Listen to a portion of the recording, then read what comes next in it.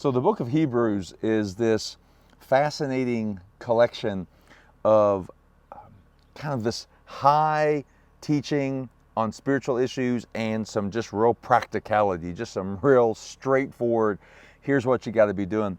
This one's a little bit in between that. So let's just start with chapter 5. And it's pretty cool that it's Father's Day. So I'm out here on my birthday present about a month or so ago. This is where where I do devotions every morning, bright and early in the morning, right here.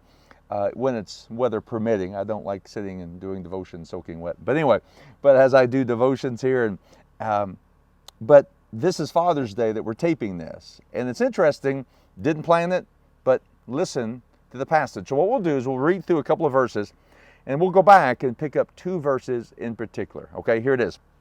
Hebrews 5, starting in verse 1. Every high priest is a man chosen to represent other people in their dealings with God.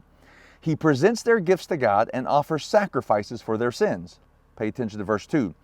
And he is able to deal gently with ignorant and wayward people because he himself is subject to the same weaknesses. We'll come back to that one. That is why he must offer sacrifices for his own sins as well as theirs. And no one can become a high priest simply because he wants such an honor. This is the other verse. He must be called by God for this work, just as Aaron was. Wow, come back to that one. That is why Christ did not honor himself by assuming he could become high priest. No, he was chosen by God, who said to him, "You are my son, and today I reveal myself to you as your father." So here's that father and son talk, right? Father's Day, we're talking about father and son a little bit. Now that passage, that verse 5, can be read a little differently in different translations.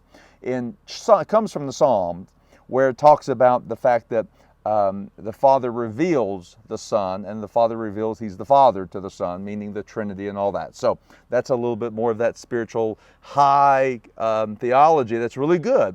But I want to go back to the practicality.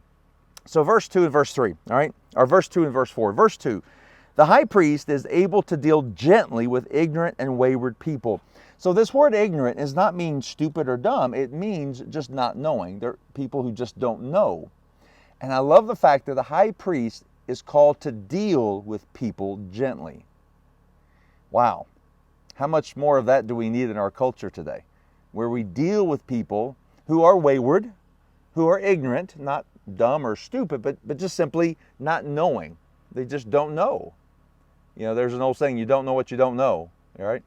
And so I wonder how much we could be devoted to being gentle, to work with people who are wayward and who maybe don't know what they know or don't know what they think they know. Look at verse 4.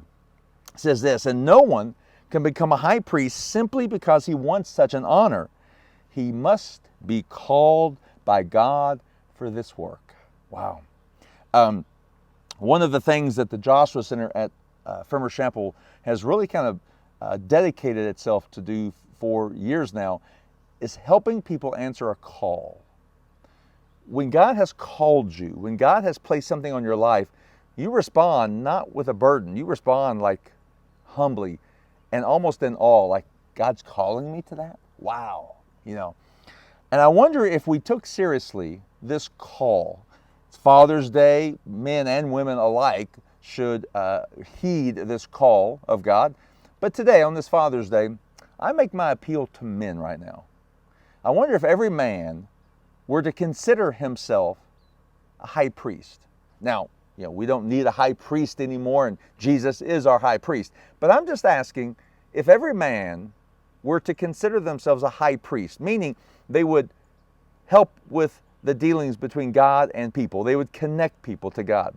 They would deal gently with people, especially wayward people and people who just don't know. And maybe, just maybe, these high priests, we men who have decided we're going to be high priests for God in a sense, we're called by God to do that. This isn't like a burden. It isn't something we seek out necessarily. It's something God's called us to do and called us to be. I wonder if we were devoted to that as men, how that might change culture. How about we try that? How about as men on this Tuesday after Father's Day, whenever you watch it, it's being taped on Father's Day. Let's, men, be devoted to be a high priest called by God, whatever that means in our lives. Does that make sense? Let's be devoted to be that high priest role so that we can connect people to God. We can deal gently with people, and we answer a call. Amen? Be blessed. Be devoted.